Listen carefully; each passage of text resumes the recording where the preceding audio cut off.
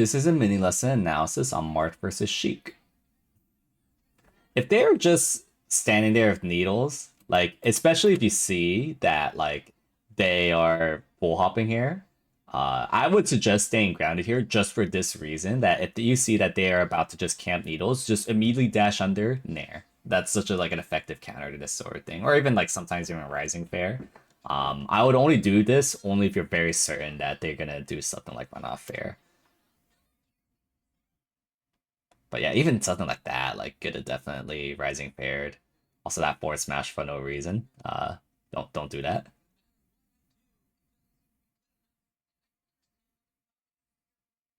Yeah, don't jump when you're too close to the Sheik. Always gonna be sad that you'll just get hit out of it somehow. Okay, you hit that down smash. Efficient. Reasonable gamble to take. Okay, nice snare. I thought you should be going for the turn on up tilt, but I guess that fair works. Definitely not the dare. If they are too close to you like this, you gotta do a double jump nair from ledge. Converts much cleaner. Nice DI out. Nice air dodge. I feel like what definitely would have worked is if they DI like that, and Shroom generally doesn't really do double jump aerial. Could have done a runoff fair, and it probably would have hit.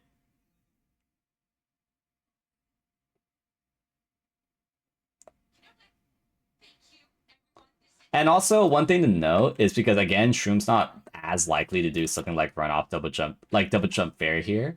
Uh, Instead of doing this down tilt, like you could check and see if they do something like this up B, and if you see they do this up B, then that's a quick confirmation that you could just grab the ledge. Like little checks, in addition to kind of knowing the player a bit, makes it so you could cover stuff like this. Because again, like I'm only saying this because like I know some of Shroom's habits, playing a bit on that play and like watching him a lot as a player, that he's not as inclined to do something like double jump aerial as much as say like Spark or Crudo, like the modern Sheiks. Uh, he's not as inclined to do that. So I know to go for certain checks that will help you optimize certain edge guard opportunities like this. Because at the moment, you're kind of just giving him, you're kind of like not doing the correct assumptions, and that is putting you a little behind on some punishes. And, you know, that's the sort of thing that can, be the difference between winning or losing.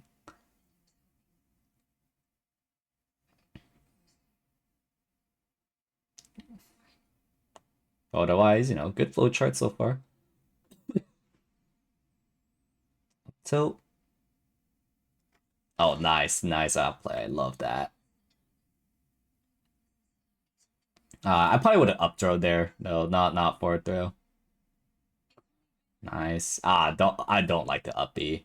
It's good when it's like when it knocks down like where it doesn't combo anymore, like when they're at high percent, that's when I like the up B because that's the only thing you could do. But here, like you actually have combos off of like grab, so I really suggest you go for, like, overall you're outplaying them a good amount, but you are missing out on some crucial optimizations with your punishes, and that sort of thing can actually cost you.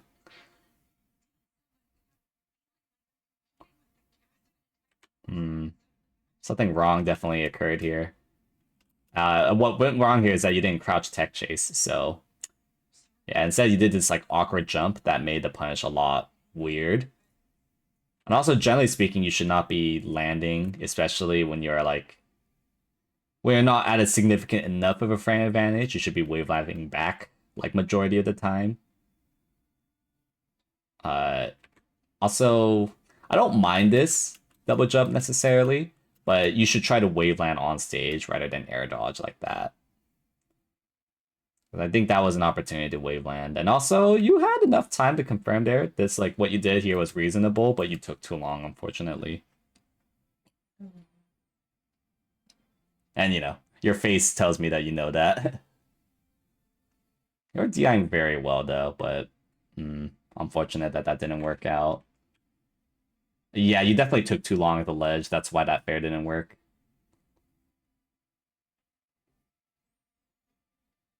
And yeah, like slowly but surely, like, Dewan is he's slowly making the comeback because he's a good player. He knows how to make outplays, but it's also partially because like you're not getting enough conversion off of your openings.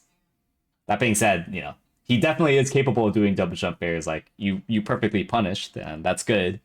Just that he's not as likely to do it.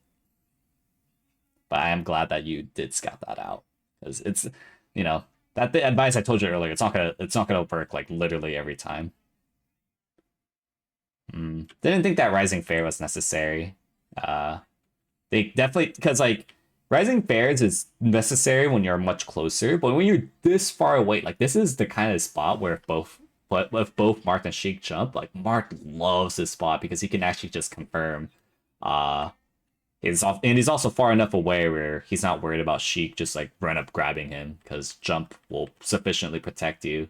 So if you like did like a short hop in place and like confirm, like you're in such a money spot and you're chilling, but instead you went for a read and you were wrong with the read and hit for hit, like Mark sucks against Sheik. He actually just loses Sheik so hard when he just does hit for hit. And also when you see that Sheik throws a needle, this is a classic Sheik Mark trap. Never swing when Sheik just throws a needle like that. That's you just lost automatically because of that tactic.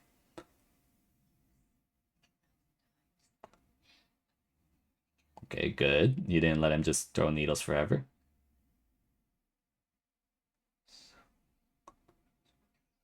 Yeah, I do think you're overly checking. And this is a call. Like, I get that. I get your reasoning, and that on paper, what you did is fine because you're checking for the double jump aerial. But I'm telling you that Dewan is not the type to just be stubborn about double jump aerial.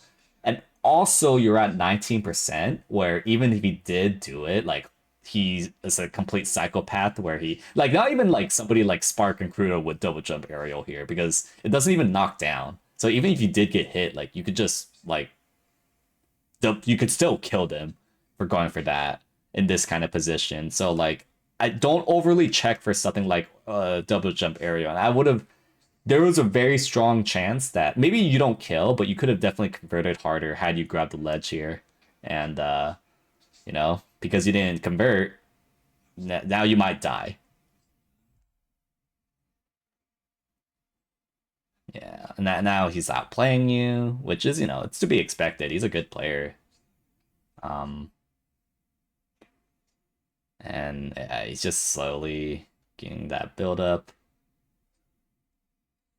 Okay, that didn't kill. Marth sucks. Uh, Felt like where was the up air here? Yeah, it's really weird that no aerial came out. I think if you literally put out that aerial, you win. But like yeah, if you put out like a bear right now, like I'm pretty sure there's like a very high probability that you win, but nothing came out for some reason. So that was really odd. Um and that one mistake, that one mishap is what costed you that game. There was like a lot of little optimizations and even like player level outplays that you need to make that are necessary to beat really good players. Uh, and you know, little optimizations like that, little mistakes, they do compound. And because you didn't take advantage of certain opportunities, most notably in edge guards, but also, things like that. That one jump positions, those other positions, like, when he's just freely needling. You did a lot of good outplays. Not saying that, like, you obviously know what you're doing. Like, I thought you did a lot of great things, but you just need that extra little, like, outplay to truly optimize like a hit that you can because like you didn't optimize as hard as you possibly like okay, I'll put it this way, that your outplays were there but you didn't optimize enough, and that there was also some other avenues of outplays that you could have reasonably taken as well. So overall, you know, I do like your overall progress. Like you show a lot of promise here, but you just need that little extra push that I've mentioned throughout this game.